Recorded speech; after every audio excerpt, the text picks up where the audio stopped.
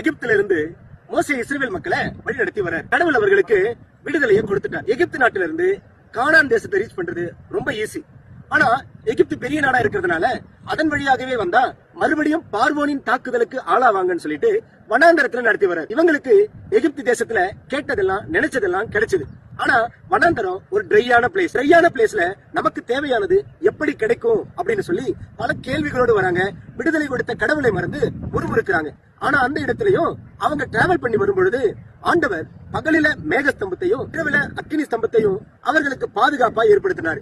அது மட்டும் இல்ல, அந்த ட்ரையான பிளேஸ்ல அவங்களுக்கு தண்ணி கிடைச்சது. அவங்களுக்கு தேவர்கள் உண்ணக்கூடிய உணவாகிய மண்ணா கிடைச்சது, காடையும் கிடைச்சது. உங்களுடைய வாழ்க்கையிலும் நிறைய நேரங்கள்ல ட்ரையான சூழ்நிலைகளை நீங்க சந்திக்கிறீங்களா? எல்லாமே கைவிட்டு போச்சு, நடக்கிறதுக்கு வாய்ப்பே இல்ல அப்படின்னு நினைக்கிறீங்களா? இல்லங்க, கடவுள் வாய்ப்பே இல்லாத இடங்களில் இருந்தும் நமக்கு நன்மைகளை கொண்டு வர வல்லமை படைத்தவரா இருக்கிறார். எல்லா நிலைகளிலேயும் அவரை நம்பி இருங்க. கடவுள் உங்களை வழி நடத்துவார். Travel with Jesus Christ. God bless you.